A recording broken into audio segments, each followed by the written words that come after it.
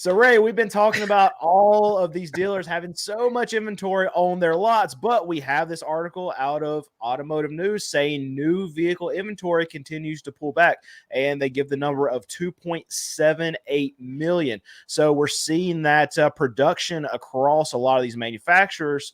They're starting to pull back, and I think it's because of demand. I know on the Jeep Dodge Ram side, we've already reported that, okay, they're pulling back tons and tons of vehicles that they were going to make. Now they're not in the final quarter of this year because they're just not selling them. So do you see this happening across a lot of these manufacturers where, okay, maybe we get another supply decrease because they want to keep their prices high. They want to keep the demand high by keeping the supply low? Let me say this. 2.78 million is almost 2 million more vehicles that are available this month than were available at the same time 3 years ago. Okay? So it's 3 times as many vehicles as it had been 3 years ago. It is a little below the high point this year, and I think the high point this year was 2.88 million. They are still much closer to pre-COVID inventory levels than they are to post-COVID or during COVID inventory levels. Typically, prior to COVID, new car inventory was somewhere around 3.4 million new vehicles available on a monthly basis, either on the ground already or incoming. So in the month of October, they're suggesting that number is going to be, let's call it 2.8 million. So it's 600,000 units less than what was historically normal for the industry prior to COVID. It has taken us 3 years to get back to this level. So the brands that don't have much inventory, Honda, Toyota, Lexus, Subaru, they're in short supply and they're selling quickly, and the brands that have too much inventory, and most of those brands are from a company whose name I will no longer say, but everybody knows who they are. It's this one right here. We have a comment, and Stellantis owns at least 1 million of those. Well, pretty damn close. And so, there's brands like that, brands like Mini at the moment, Lincoln at the moment, that actually have more than 2 times the national average of on-hand inventory. And the national average, I think, is 77 or 78 days supply. And so there are many brands that have more than double that. And so those brands, some of them are trying to cut back because, well, they've already overproduced. So I still think we're going to hover closer to the 2.8 million vehicles moving forward. And I still think that we're going to see incentives to help move those vehicles moving forward. It sure is a nice headline for dealers from a automotive industry publication, right? So, I mean, this is obviously we started with this, but like what we're seeing as far as the brands that are in trouble, this means absolutely zero to these brands, because the brands that are in trouble are in big time trouble, and the brands that are doing okay, they're still increasing their inventory of what they're bringing in of the vehicles that people don't want to buy. I've recently been to a Toyota dealership, and they have Tundras and Tacomas sitting absolutely everywhere. It looks as bad as some of these Stellantis dealers that I see with these Ram 1500s. And the problem is, and I've talked to some of these the salespeople that were there, it's that, okay, when the allocations come in, they said they get 2 allocations a month. Mm-hmm. And when the truck comes in, they have to be there. If they're off that day, they need to come in, because the desirable vehicles that are coming in on that truck, they have to be there to call their client list. They have to be there to actually sell those vehicles when they come in on that truck, because if they don't, all they're left with is Tacomas and Tundras. And those are things that aren't moving right now.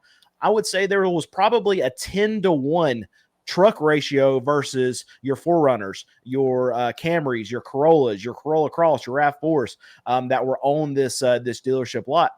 And I even at the most sought after brands that you're seeing, yeah, maybe we're pulling back some production, but they're pulling back some production in those brands of the vehicles that people actually want to buy and not these high margin products.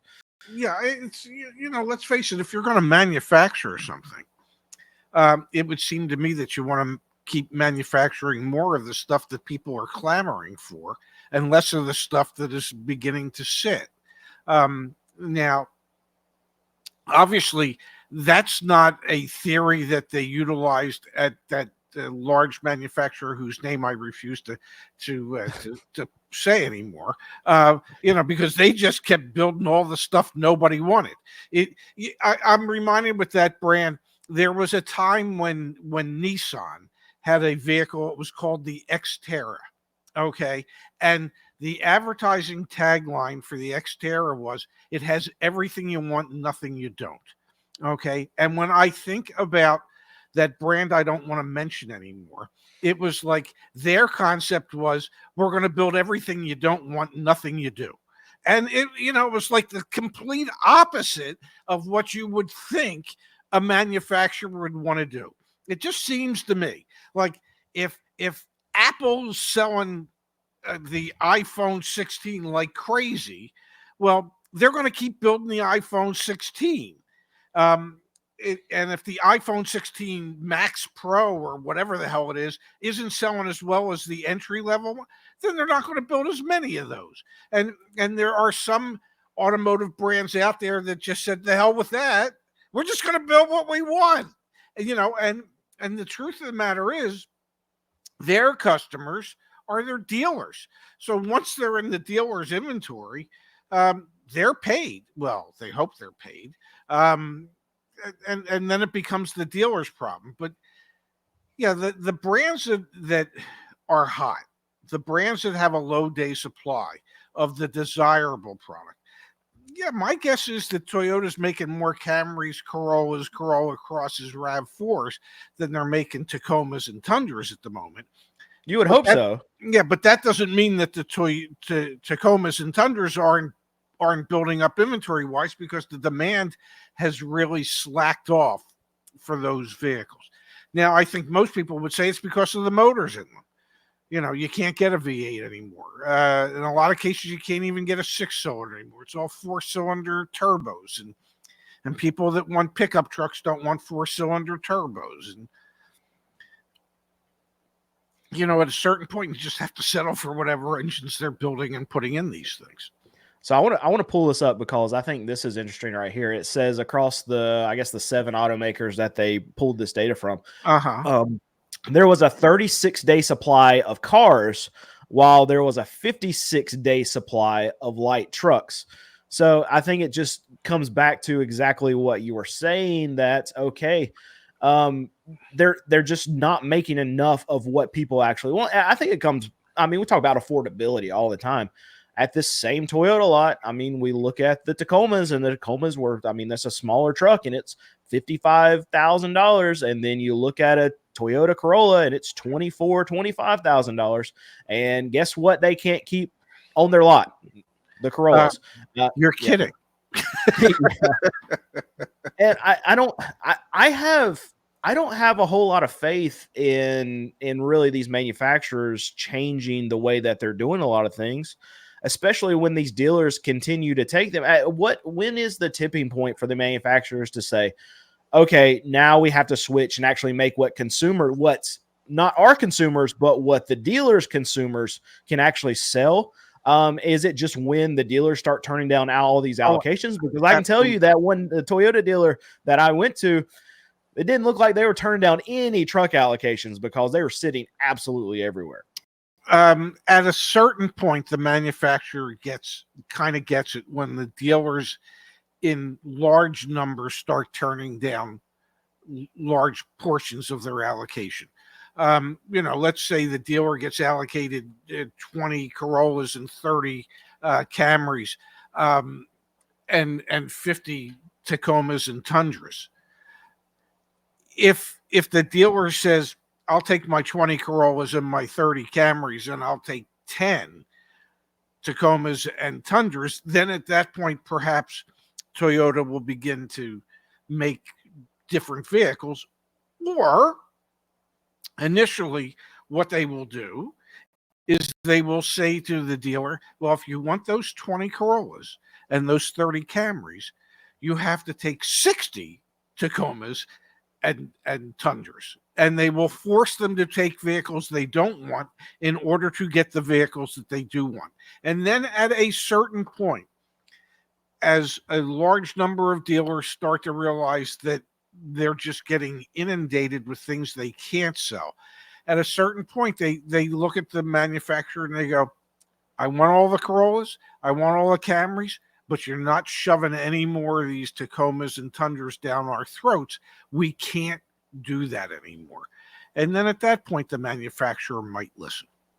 And here's what happens. See, I'm a used car dealer. Here's what happens to us whenever manufacturers make maybe a new model, maybe a new motor of something, and the buying public doesn't want anything to do with it. What they do is they go and they buy the used versions of what they used to actually like. It just like this, it says we can keep our older Toyota trucks or track down a used Toyota truck. The new ones appear to be junk. And when the perception is that, okay, the new Toyota trucks are junk, then that creates a lot of buying demand for the older Tacomas, for the older Tundras, and that pushes the prices up. And when the prices go up, at the auctions, all these trucks, they go up in price, and it makes the used market just absolutely spike for these trucks that people actually do want, because they're not going to buy what the manufacturer is making at the moment. And it makes it harder for franchise dealers. It makes it harder for used car dealers, and it makes it harder for consumers. And it all starts from the top down, is what we're seeing from Toyota, what we're seeing from Stellantis, what we're seeing from a lot of these brands that are going an absolute different way than what they've been doing for the previous decade. And then what will happen ultimately is that the manufacturer, and in this case Toyota, will put sizable incentives and programs on the Tacomas and the Tundras to help encourage the public to buy the vehicles that they now think are junk. Because at a certain point, you run out of the used ones for people to buy. And the only thing that's left for them to buy will be the new ones. And when you can suddenly price the new ones, which many consider to be of lesser quality, when you can price those very closely to what people are paying for 2 and 3 and 4-year-old used ones, a lot of people will go, well, you know what? I'd rather take a risk on the new one with the complete warranty, and they'll take advantage of the incentives and the discounts, and they'll buy them. But it takes dealers sitting on a bunch of them for manufacturers to suddenly say, yeah, we need to help the dealers and do something about it. Yeah, and I wonder, you're talking about incentives, I wonder where the number actually is for a lot of these Tundras and Tacomas right now. And I look back at Stellantis, Ram 1500, seems like they've had this issue over the last 3 years, and now it's starting to be a Toyota problem now too. But I saw some brand new 2022 Ram 1500s on a dealer lot maybe a month and a half ago. And they had $18,000 off these trucks. And so it was a $60,000 truck. They took $18,000 off, and they still couldn't sell them. Now, I don't know where. I mean, you take $20,000 off a Tundra. Are there buyers waiting right there? I mean, I know that these Tundras I were looking at, they were like $60,000, $65,000, $70,000. And they acted like they were giving them away for free. I mean, they said, okay, if you want to look at one, you know what, we'll just go get the keys and you just take it off the lot, because we got too many of them. We can't even move anything here. So I just don't know where the number comes into play. You've been at franchise dealers that have struggled selling particular models. Is there a percentage that it seems like it hits? Is it 20%? Is it 25%? Or does it just depend on the model? It depends on the model. It depends on how many of them you have left. And it depends on the perception that you as the salesperson or sales manager can create for the consumer as to whether or not it is a good value for the consumer. So part of it's selling. I mean, it's, because a lot of sales is just creating this perception that you can't live without something. And so you can create the perception that you can't live without this truck with by giving them $10,000 off, when in reality you might have been willing to go to $15,000. It depends. It depends on how many you have, how much your floor plan costs are on those vehicles, and that's how a dealer. I mean, because you have to manage your inventory. It's just that simple. You have to realize what it costs you to have each one of those vehicles sitting on your lot. The whole thing says to me that what the manufacturers are beginning to realize is that they are just pricing this new stuff, these new pickup trucks that have a 56-day supply as compared to the other vehicles, the cars that have a 36-day supply. That what they've done is they've just priced the pickup trucks, whether they be Tacomas or Tundras, at too high of a price for most people to entertain purchasing them today. So it all still comes back to affordability. And I think the vast majority of people, when they think of a pickup truck, they think between 40 and 50 grand, not between 50 and 80 grand. That's just me. That's my opinion. All right, so all of you watching it here, I know most of you are not subscribed, so I need you to hit that subscribe button. Whatever we need to do to get you to hit that subscribe button, Ray will do it. So just hit it for us and let us know what he needs to do down in the comments to get you to subscribe. Does it get more people in the door to actually buy vehicles to put more cash on the hood, take more money off the vehicle, or have longer 0% interest financing? Is there one of the two that gets people to buy more vehicles versus the other one? That's a good question. And you'll notice in many cases it's an either or. It's not a both. So they might have a $5,000 cash incentive or 0% for 60 months or 72 months, whatever it is. Either one that you take ends up costing the manufacturer about the same amount. Okay. Now, for a payment conscious individual, 0% interest means more to them than that $5,000 cash rebate, because they know they're not paying any interest on the money that they've borrowed.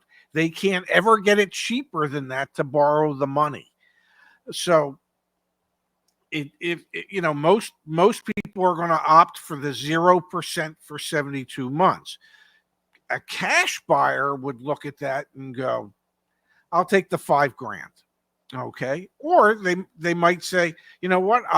I don't care about the $5,000, but I'm going to negotiate harder for you on a selling price and get a discount. And I still want the 0% interest because that's not costing me any money. And then they could pay it off quicker if they wanted to. Not that you have to, since you're not paying any interest on it. So does it make more sense? I don't know what kind of rates that a lot of these new car dealers can get for consumers, but does it make more sense for a consumer to take the incentives, the cash on the hood, and go to their credit union and get that rate? You have to look at that.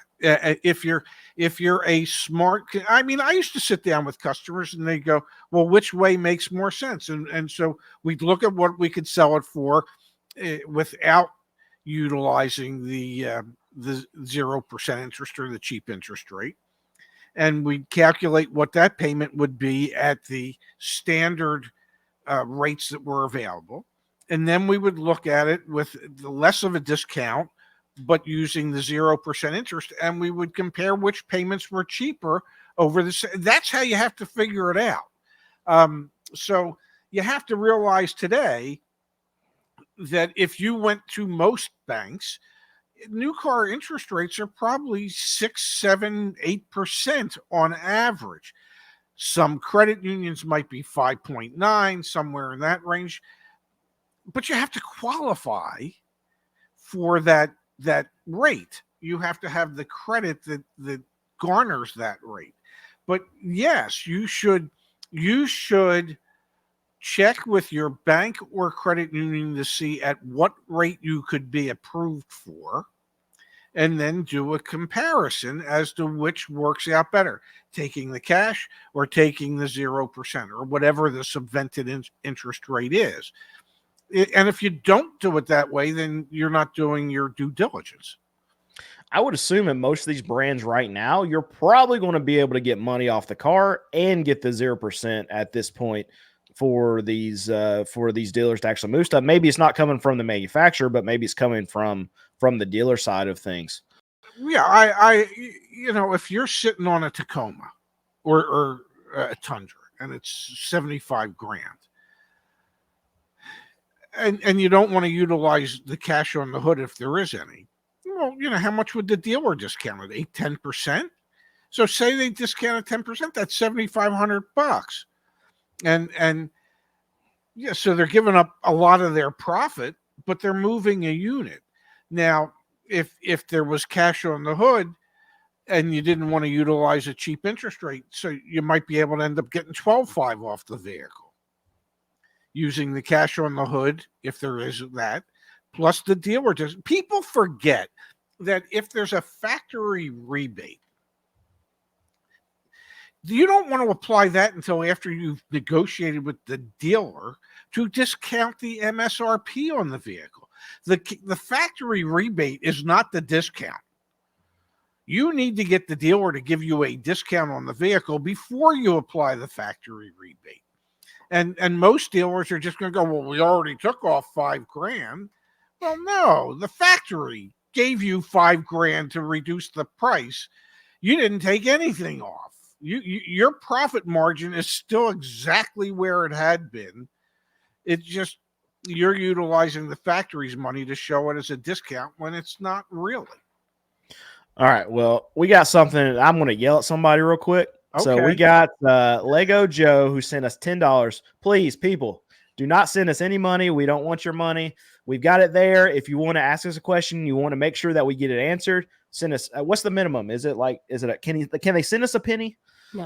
No, they can't send us a penny. Send us 99 cents if you want your question definitely answered, so it's highlighted. But anyway, Lego Joe, we appreciate this, but thank you. Yeah. So here's actually a comment. Not a lot of people qualify for a 0% rate, tier 0 or tier 1. Everyone qualifies for the $5,000 cash back. That's absolutely right.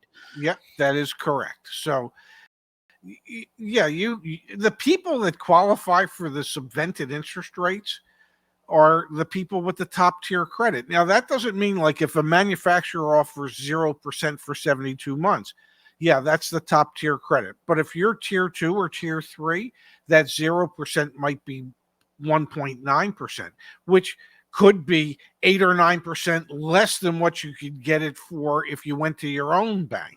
So you still have to look at if you're a payment buyer, and 85% of people out there are payment buyers.